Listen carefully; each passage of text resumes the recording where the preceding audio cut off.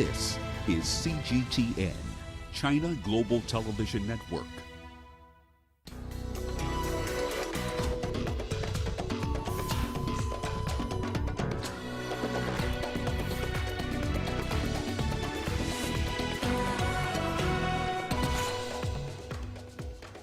$30 million for victims of ICC convict Bosco Ntaganda. But what does this mean for the DRC? A look at events on day 6 of this year's 2 sessions, China's key political event of the year. And what Niger's outgoing president's leadership award means for the region. Hello and welcome. You're watching Africa Live. We're coming to you live from Nairobi. I'm Hannah Viviers, and here with the business headlines is Uche. Thank you, Hannah. And here's a look at what's coming up on Africa Live Biz. Telkom South Africa wins an appeal to delay a $516 million spectrum auction.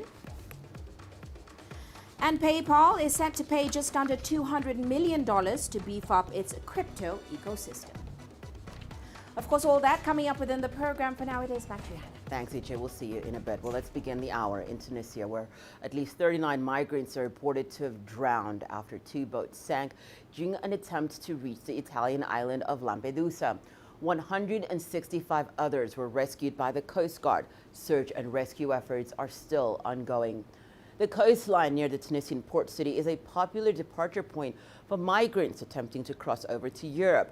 Authorities say that all the deceased migrants were from sub-Saharan Africa. Back in 2019, a similar incident occurred when 90 migrants died after their boat capsized off the Tunisian coast. They were coming from Libya.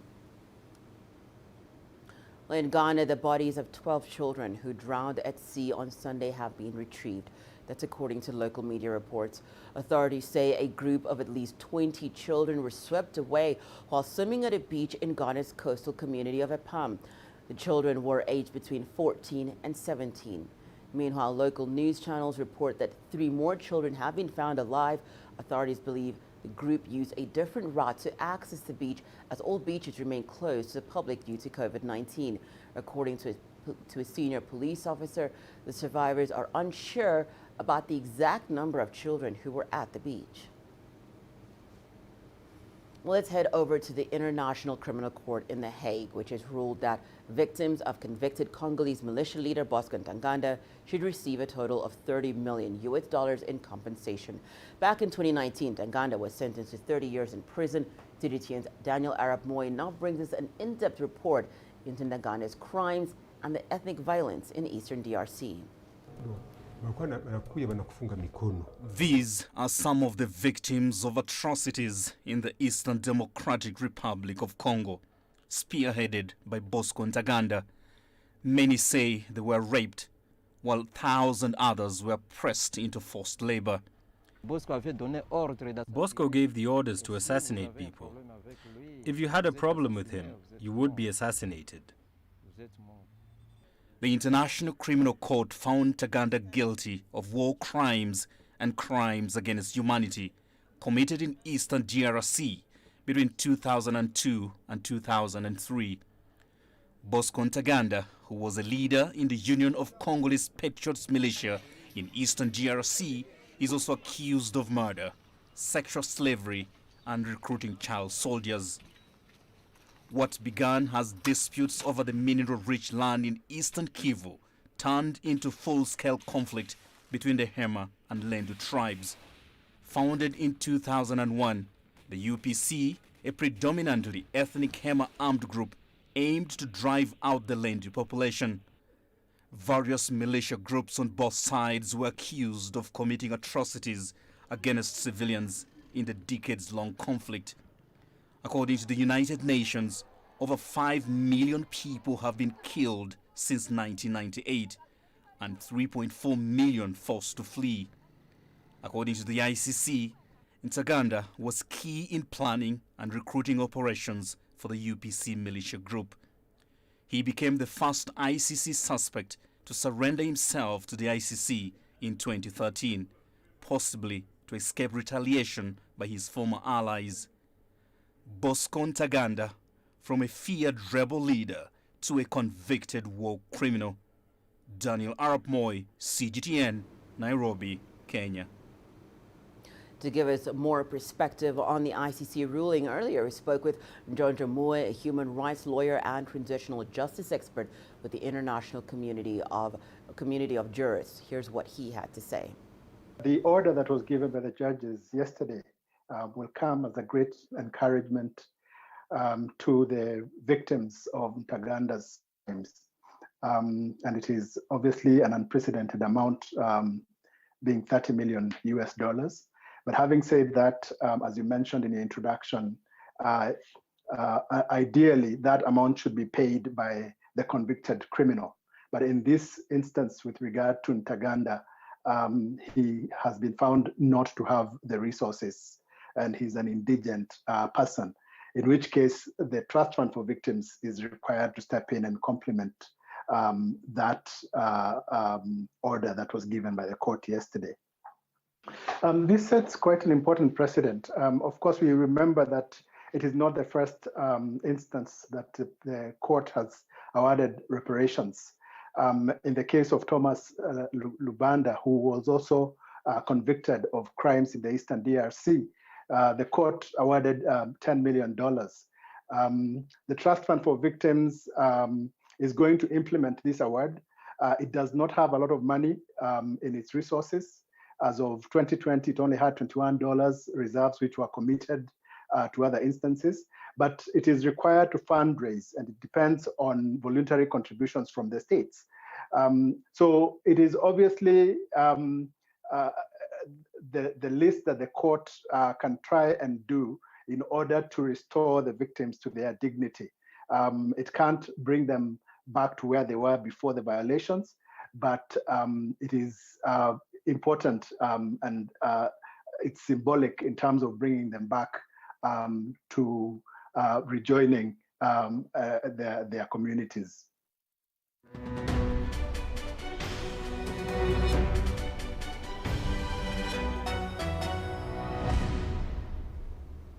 Well, Tuesday was day 6 of this year's 2 sessions, a Chinese key political event of the year. President Xi Jinping urged the armed forces to strengthen China's defense during the next 5-year plan period. Wang Chuwei has the details. Chinese President Xi Jinping joined a meeting of military and police delegates and praised the military's contribution to national defense in the past year. President Xi is also the chairman of the Central Military Commission, and he stressed the role of scientific innovation in defense and military training. He said the armed forces should strengthen strategic management and coordination of major projects, and he stressed joint civil-military efforts.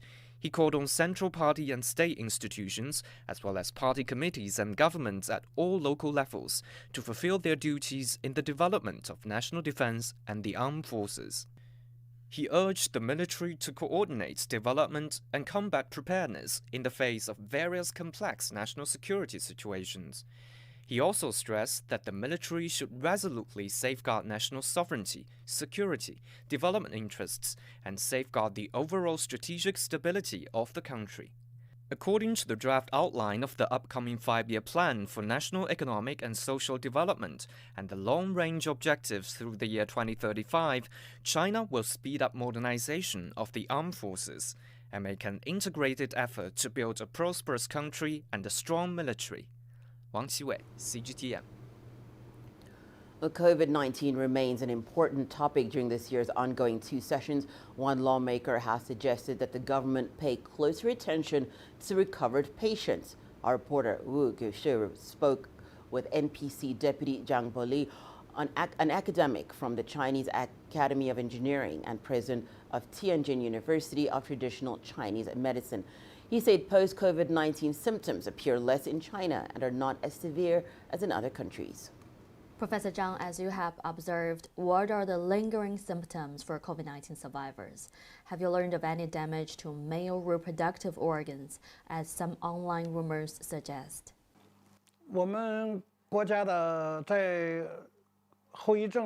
Generally speaking, the long-term symptoms of COVID-19 have occurred on a smaller scale in China. After our one-year observation on COVID-19 patients in Wuhan, about 10 to 15% were found to have long-term symptoms. These symptoms are mainly fatigue, heart palpitations after movement, sweating, and reduced ability at work. Some have suffered from anxiety, insomnia, hair loss, and lack of appetite. I saw some foreign reports saying the recurrence rate is 20 to 30%. 20 to 30% is very serious. The report cited damage to the lungs, heart, nervous system, and others you mentioned, like damage to the reproductive system and endocrine systems. Of those who contracted the disease, who will continue to feel its effects long after recovery? Might those with mild symptoms or asymptomatic patients have problems? I didn't see patients with mild symptoms showcase any serious long-term symptoms, more presented in patients who suffered from severe infection. How's the health condition of COVID-19 patients who were discharged from hospital? Can they live and work normally? About 95% have returned to work. Only some felt they've needed more rest.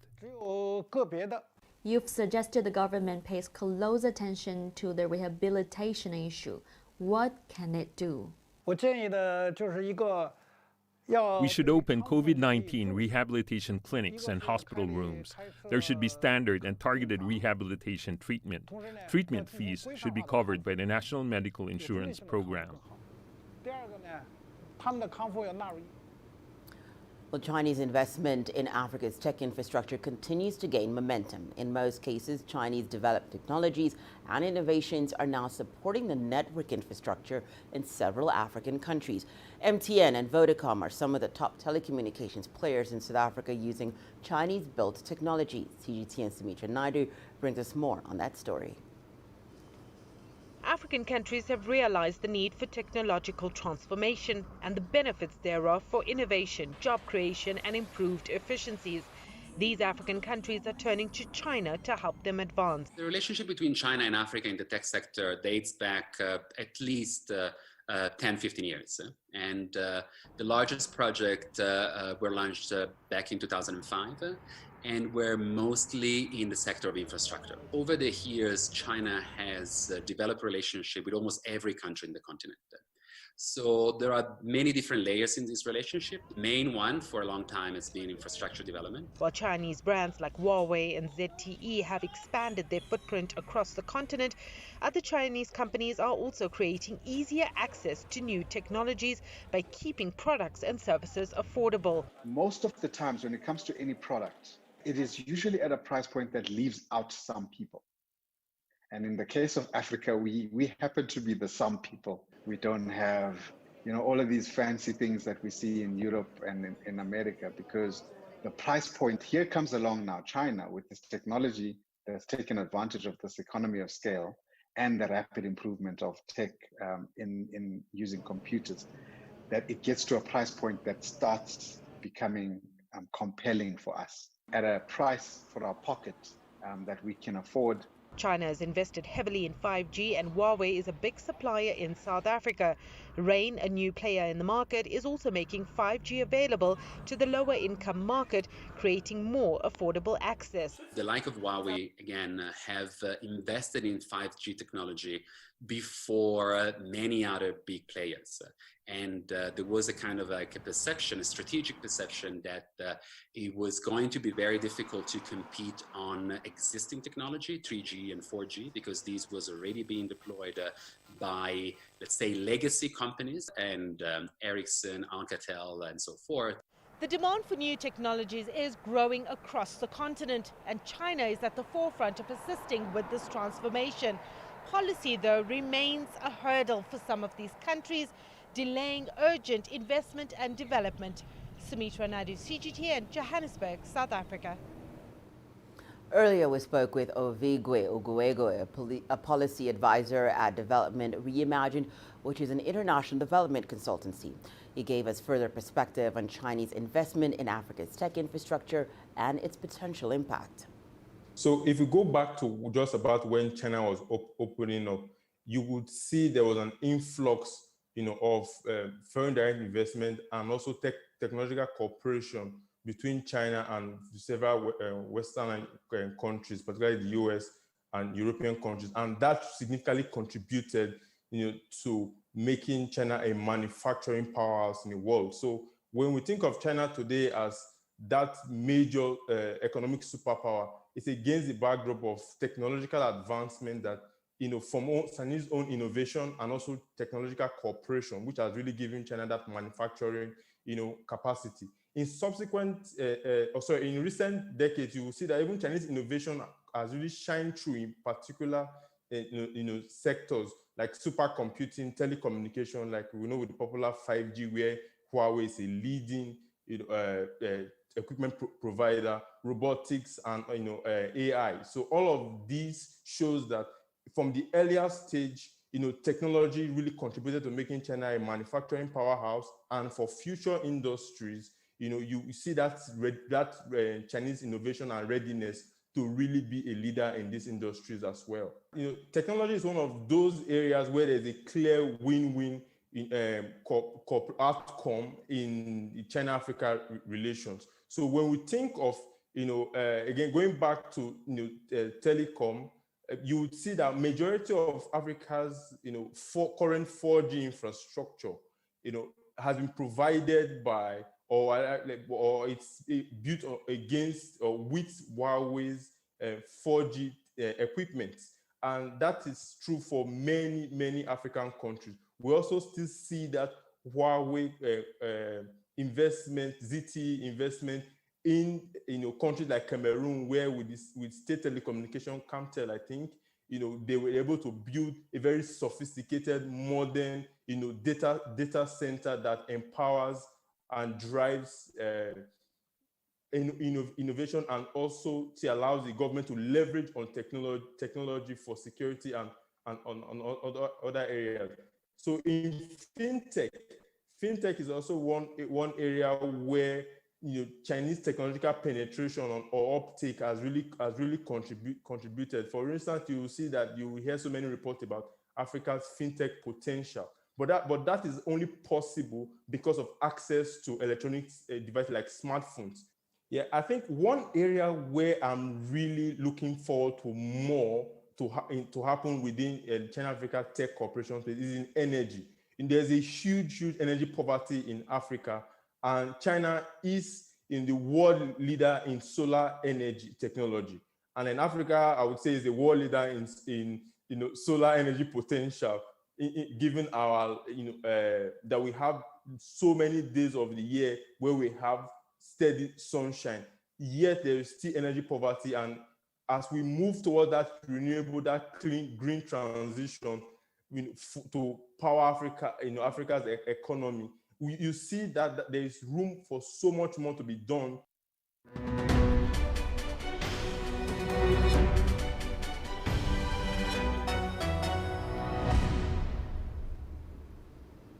Well, 16 influential journalists, filmmakers, and other public figures have signed an open letter calling on British authorities to reverse their ban on CGTN.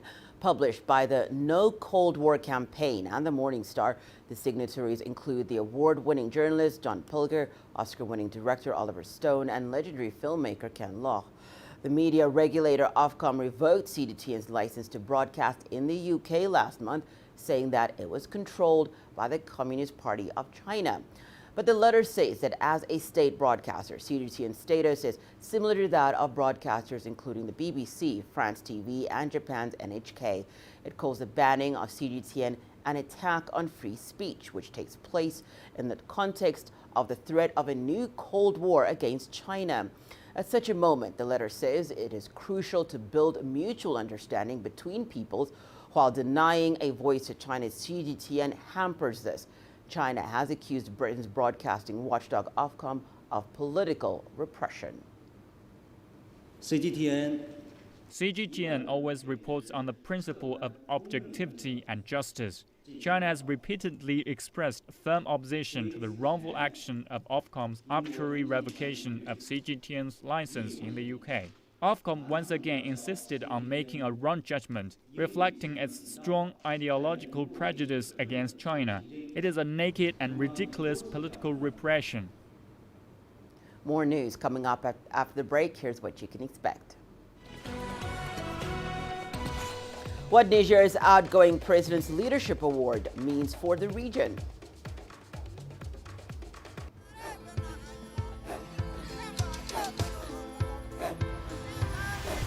Africa is a continent of diversity, with varied climates and enchanting geography, and a people so distinct, but with a shared enduring spirit. We are at the heart of the continent to bring you the untold stories. Let's have a look. We celebrate Africa as it shapes its own destiny. Tunis, Cairo, Syria, Juba, Johannesburg, Ethiopia, Tanzania. Africa Live. Find your voice.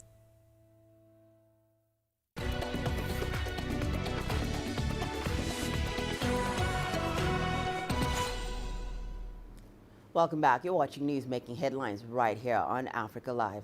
Well, outgoing Niger President Mahamadou Issoufou has won the Mo Ibrahim Prize, Africa's top prize for leadership. Issoufou was awarded for his efforts to improve the economic development of his country. He was also recognized for his unwavering commitment towards regional stability and respect for democracy. President Issoufou opted not to run for a third term, which has become common in West Africa. The Mo Ibrahim Foundation announced the award on March the 8th. The Ibrahim Prize is a $5 million award paid over a 10-year period. We're staying with that story to speak with us about the message this sends to the volatile region. Joining us from Lagos, let's bring in Achike Chude, an analyst on African affairs. Achike, thank you so much for joining us. Niger is one of the poorest countries on the African continent. It's also located in a violent region. What's the significance of this leadership award win for Niger's president?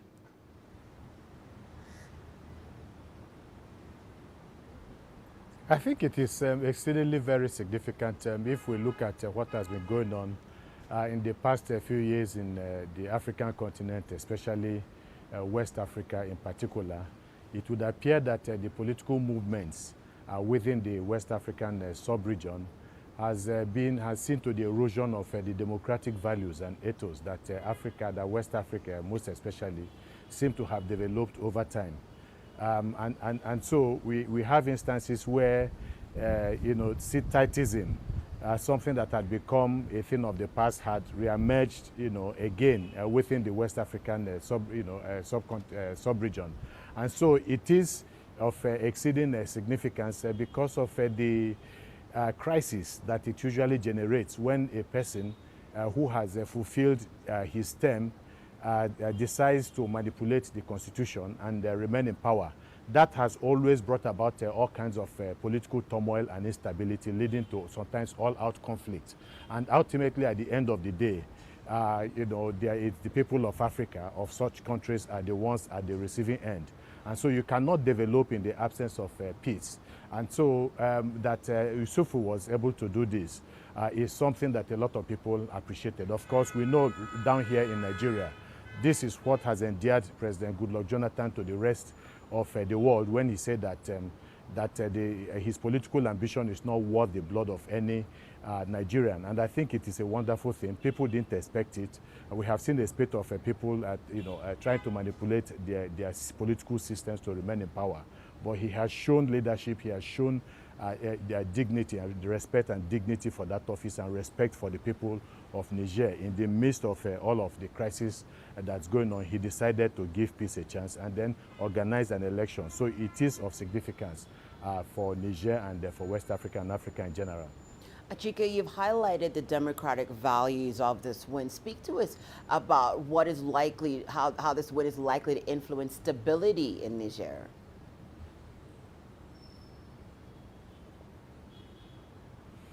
Well, it is going to, because of course we know we just had an election organized under the supervision of the outgoing president, and of course we would expect that there will be some ripples with the opposition also claiming some level of distrust for the system.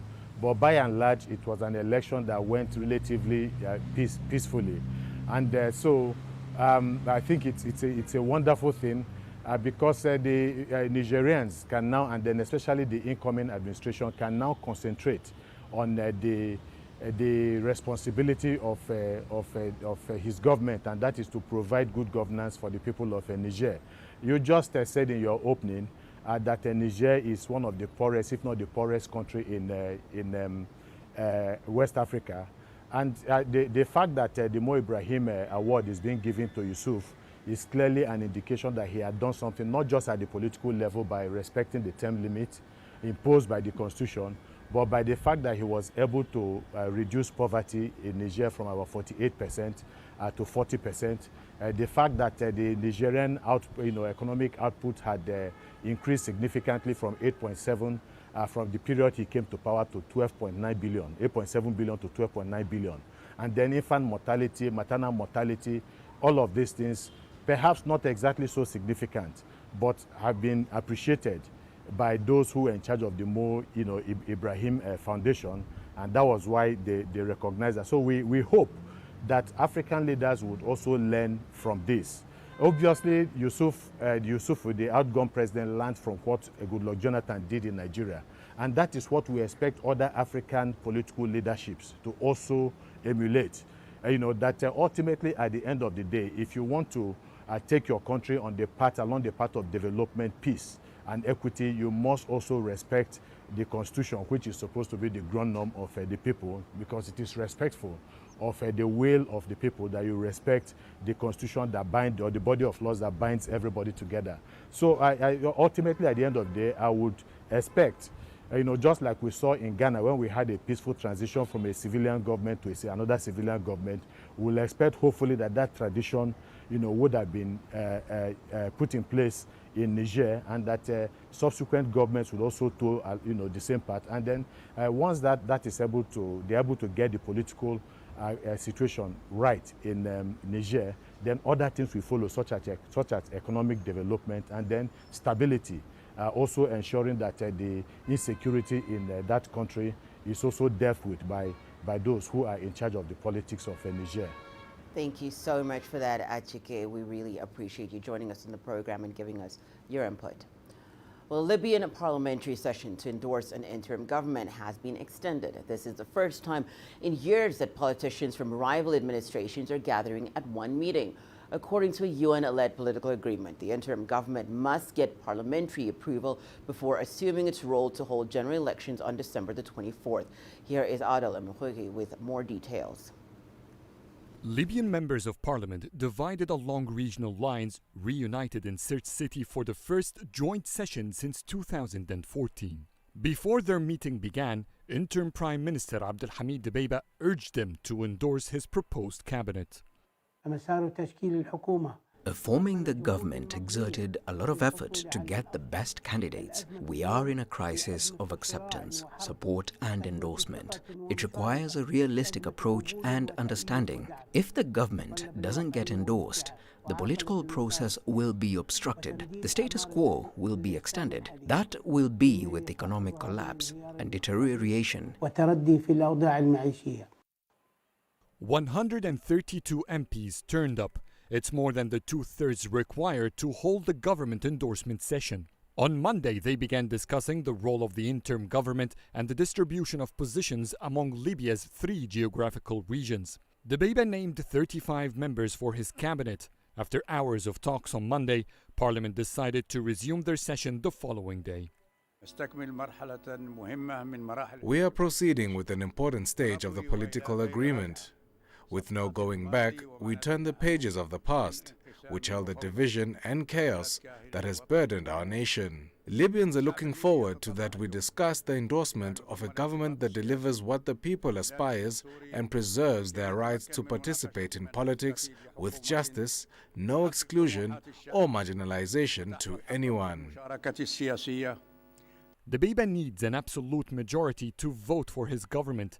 With 170 current members, this means he needs at least 86 endorsements. Regardless of the outcomes of the session, analysts say the parliament's reunion in itself is a great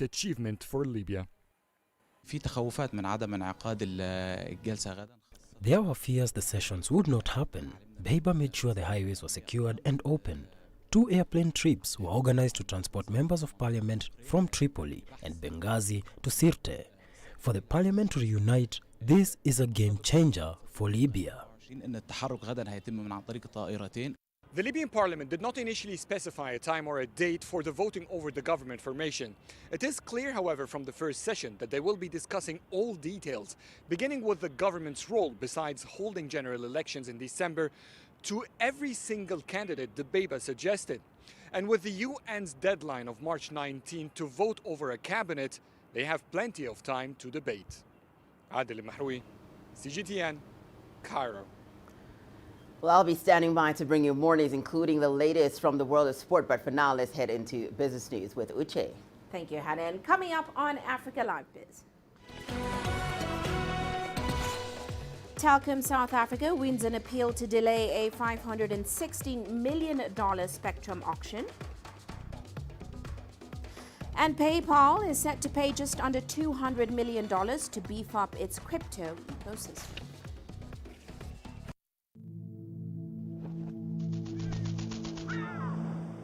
How will your world change today?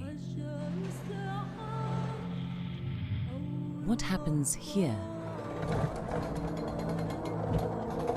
What happens there? Or what you make happen for yourself? If it matters to you, it matters to us too. Your stories are the stories that need to be told. Africa Live. Find your voice.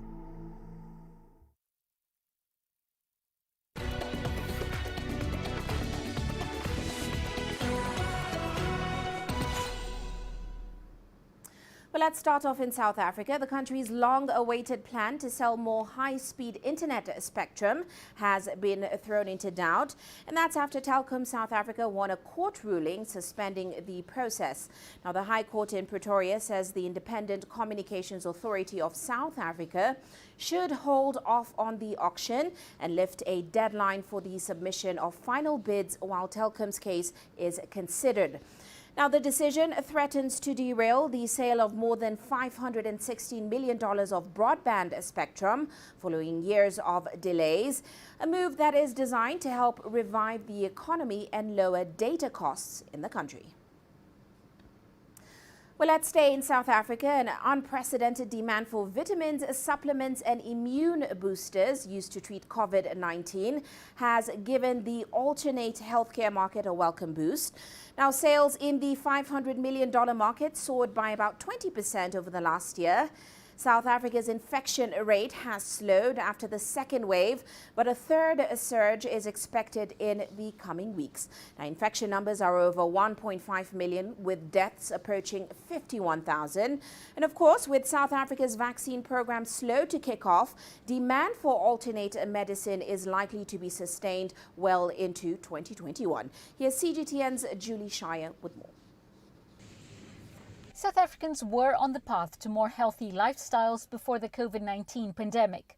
Over half of the population were on at least one vitamin, but the rapid spread of the virus forced most to take their health more seriously. With COVID affecting a lot of people who are overweight with comorbidities, the diabetes, blood pressure, heart disease, I think more people are more concerned about their weight and then are trying to lose weight. The Medicare group of pharmacies has a network of 50 stores across South Africa. It saw an unprecedented demand for vitamin C, vitamin D and zinc as infections rose and fell through the last 12 months. Last year, March, there was this huge panic buy as we went into our lockdown. So that kind of skewed the numbers a little bit. But throughout the year, there's been a consistent increase, definitely 20, 25, 30% increase in the sale of vitamins and supplements and immune boosters in particular. The slow arrival of vaccines means South Africans still have little protection against the coronavirus. The demand for vitamins and supplements is expected to remain high well into next year. Keeping up with demand was challenging at the start, but pharmacies are now well stocked up. The demands have been very difficult to forecast. As we went into the second wave, which was in November and December, again, not as big a panic buy, but certainly a big buy in December and January, which again was a little bit unprecedented. And I do anticipate, as we go into our winter and colder months, that we will have a third wave. Dietitians, however, caution against the excessive intake of vitamins, which should be balanced with good eating habits and an active lifestyle. What people do need to worry about is if they just take one specific vitamin or mineral, because then they could get mega doses and then something else could happen. Rather take a good multivitamin and mineral that would cover everything.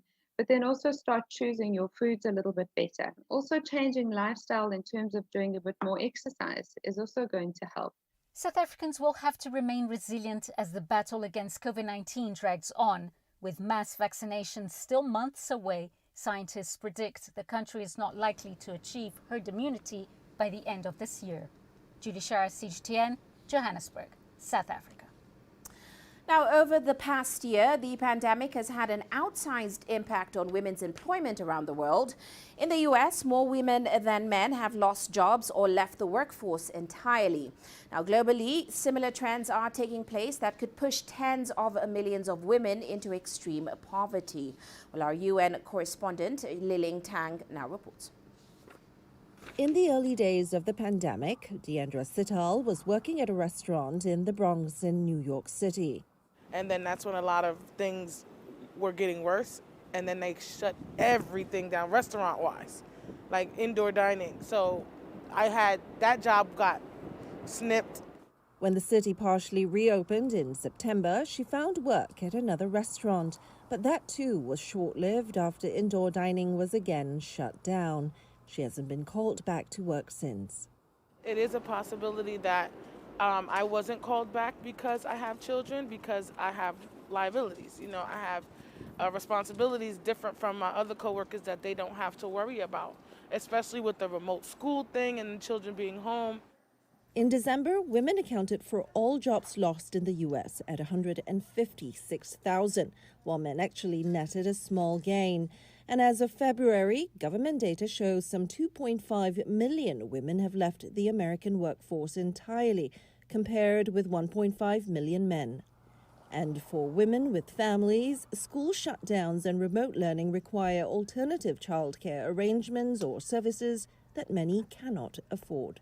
When those alternate arrangements are not there, they have to involuntarily or even voluntarily drop out of the labor force, which is what we are seeing in the US.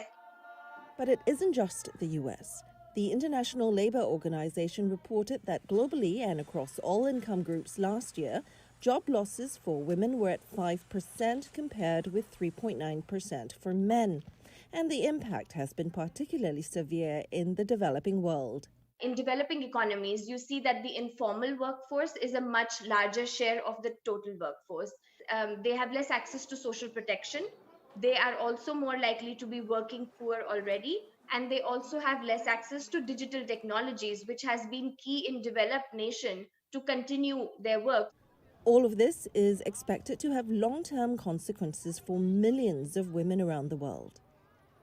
The UN says that when women drop out of the workforce, it's more difficult for them to return to work, which damages prospects for career advancement. And without formal employment, they don't contribute to pension accounts and lose access to important resources needed in their old age.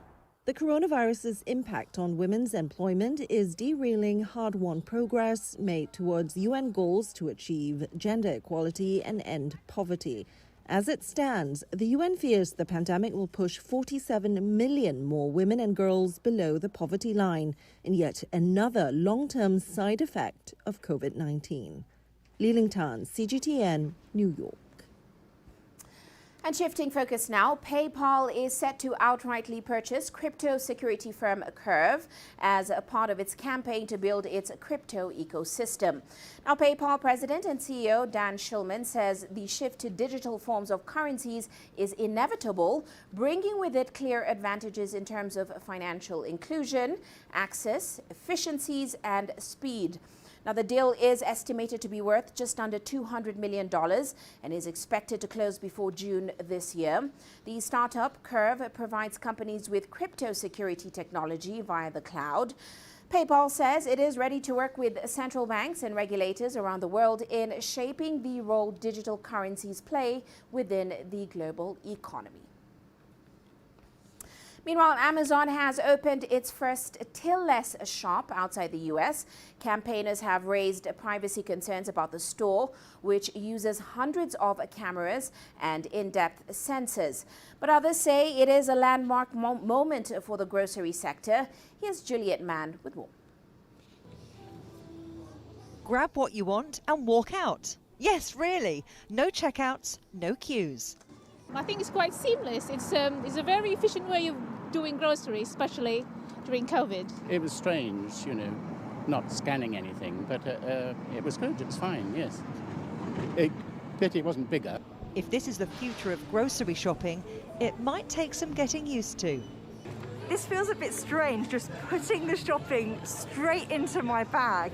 Perhaps this is what a thief feels like.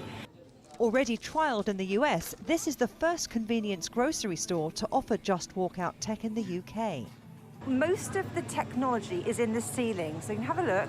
There are cameras and there are sensors all around here. It's very much like what they use in driverless cars, so motion sensors. So if I take something off the shelf, it knows if I put it back and only charges me if it's actually in my bag. It is completely cashless. All you need is the app, which charges your Amazon account and bills you later. Supermarkets have been enjoying strong sales during the pandemic, but it's online grocery sales that have been grabbing a larger slice of market share. So this move to bricks and mortar by Amazon, the world's largest online retailer, is interesting. Is it about saving the high street and supporting local producers by cutting out delivery costs? Or is this a shop window to showcase and sell the technology wholesale? That's arguably the Ocado business model. Created 20 years ago with the ambitious goal of revolutionising the online grocery market, Ocado now sees itself as a tech company rather than a retailer. It's done big international deals for its smart software, with retailers ranging from Marks and Spencer's in the UK to US supermarket chain Kroger. Amazon is a technology company. Just look at the share price. The multiples in terms of their revenue and profits reflects that they are a technology company. It does not reflect that they are a retail company. So there is definitely something about a tech play here. But I think also Amazon is a very customer-centric company. And there is something also here about connecting with customers, about capturing more data about customers, and about understanding that customer journey more. It's not quite the total surveillance shopping experience. There's no facial recognition, not yet. But it highlights how businesses can use consumer data and track what we buy. This space might be smaller than a typical supermarket, but the disruption potential is big. Juliet Mann, CGTN, London. Well, that's all for now on Africa Live Biz, but still to come on Global Business Africa. South Africa's economy shrinks by 7% in 2020. That's its worst performance in over 70 decades. We'll bring you more on that at top of the hour. For now, back to you, Hannah. We'll see you then, Uche. Well, let's now take a short break and return. More news. Africa Live. Find your voice.